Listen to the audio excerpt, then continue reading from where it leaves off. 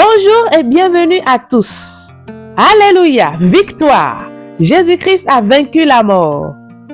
En ce jour de célébration, l'équipe Idéal Divin vous souhaite de joyeuses Pâques. Que la joie et l'espérance qui accompagnent la résurrection du Christ inondent vos cœurs et vos familles. Cela fait 7 dimanches que nous avons entamé notre marche sur les traces du Christ, ce qui nous a déjà conduit à parcourir 6 thèmes passionnants et édifiants. Je vous invite à vous abonner et à regarder les vidéos précédentes pour vous mettre à jour si ce n'est pas encore le cas. Pour clôturer notre série, notre thème 7 sera « Comment conserver l'intimité avec Dieu ?» Marcher sur les traces du Christ est une démarche quotidienne.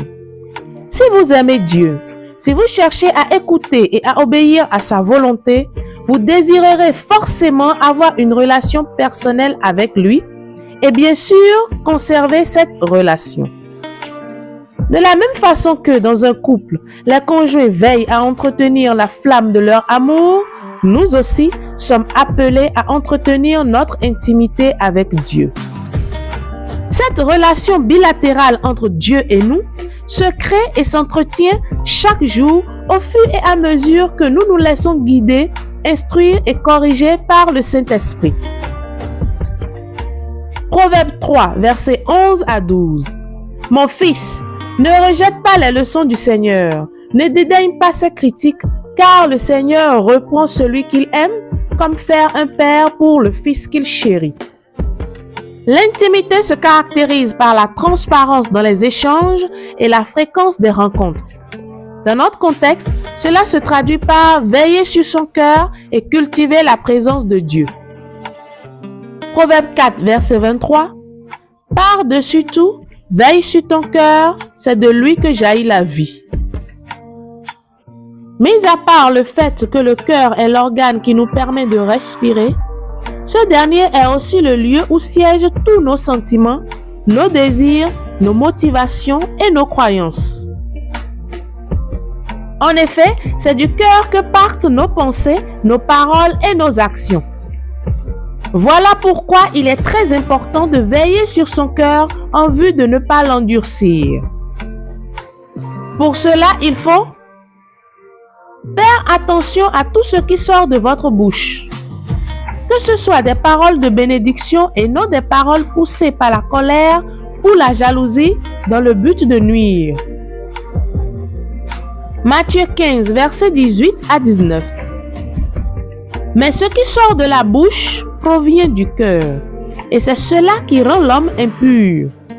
Car c'est du cœur que proviennent les mauvaises pensées, meurtre, adultère, inconduite, vol, faux témoignage, diffamation. Faire le ménage dans vos pensées. Pour cela, faites le tri, soumettez les mauvaises pensées à la parole de Dieu et laissez les bonnes pensées se refléter dans vos actions. Romains 12, verset 2. Ne prenez pas pour modèle le monde présent, mais transformez-vous en renouvelant votre façon de penser pour discerner quelle est la volonté de Dieu, ce qui est bon, ce qui est capable de lui plaire, ce qui est parfait. Faire preuve d'humilité. Reconnaissez vos limites et votre dépendance vis-à-vis de Dieu, mais aussi libérez-vous de l'orgueil. Jacques 4, verset 6. Dieu ne nous donne-t-il pas une grâce plus grande encore? C'est ce que dit l'Écriture. Dieu s'oppose aux orgueilleux, aux humbles, il accorde sa grâce. Faire de la reconnaissance son style de vie. Cultivez une attitude constante de gratitude envers Dieu. 1 Thessaloniciens 5, verset 18. Rendez grâce en toutes circonstances. C'est la volonté de Dieu à votre égard dans le Christ Jésus. Seul Dieu est capable de rendre votre cœur véritablement pur, conformément à sa volonté. Pour cela, il faudra se laisser transformer par sa présence. Ne dit-il pas dans Ézéchiel 36, versets 26 à 27, « Je vous donnerai un cœur nouveau, je mettrai en vous un esprit nouveau, j'ôterai de votre chair le cœur de pierre, je vous donnerai un cœur de chair. Je mettrai en vous mon esprit, je ferai que vous marchiez selon mes lois, que vous gardiez mes préceptes et leur soyez fidèles. La meilleure manière de passer du temps avec Dieu pour mieux le connaître, c'est la prière. Ce canal nous permet de communiquer avec notre Père Céleste, d'échanger avec lui et de nous familiariser avec sa présence. Dieu appelle chacun de nous à une rencontre intime et mystérieuse.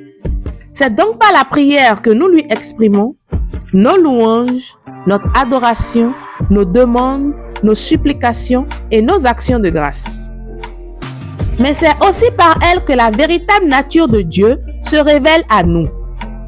C'est pourquoi, après avoir parlé, nous devons prendre l'habitude d'écouter Dieu, de le laisser transformer notre être intérieur. Ce n'est qu'ainsi que nous pourrions mieux le connaître, mieux discerner sa voix et identifier sa manière d'agir. Demeurez constamment dans la présence de Dieu, quelles que soient les circonstances de votre vie, vous prépare à contrer les attaques de Satan. Luc 21, verset 36. Restez éveillés et priez en tout temps. Ainsi, vous aurez la force d'échapper à tout ce qui doit arriver et de vous tenir debout devant le Fils de l'homme. C'est en contemplant sans cesse la beauté de Dieu et en imprégnant notre âme de son amour que nous conservons cette intimité qui donne un véritable sens à notre vie. Jérémie 29, versets 12 à 14.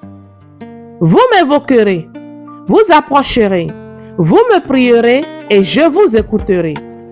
Vous me chercherez et vous me trouverez. Oui, recherchez-moi de tout votre cœur. Je me laisserai trouver par vous. Comme dernier défi et dans le but de conserver la communion avec notre Père Céleste, nous allons, en plus de nos temps de rencontres journaliers, planifier des moments de retraite mensuels ou annuels afin de nous détacher de notre routine quotidienne et de nous concentrer sur l'essentiel, notre intimité avec Dieu. Notre prière d'aujourd'hui sera inspirée de 2 psaumes. Alors, disposons-nous pour la prière. Merci Père pour la grâce que tu me donnes de me tenir dans ta présence.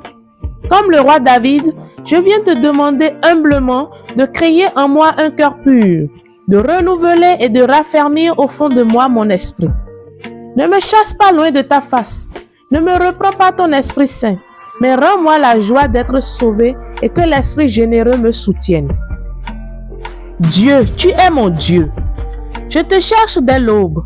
Mon âme a soif de toi. Après toi languit ma chair, terre aride altérée sans eau. Je t'ai contemplé au sanctuaire. J'ai vu ta force et ta gloire. Ton amour vaut mieux que la vie. Tu seras la louange de mes lèvres. Toute ma vie, je vais te bénir. Levez les mains en invoquant ton nom.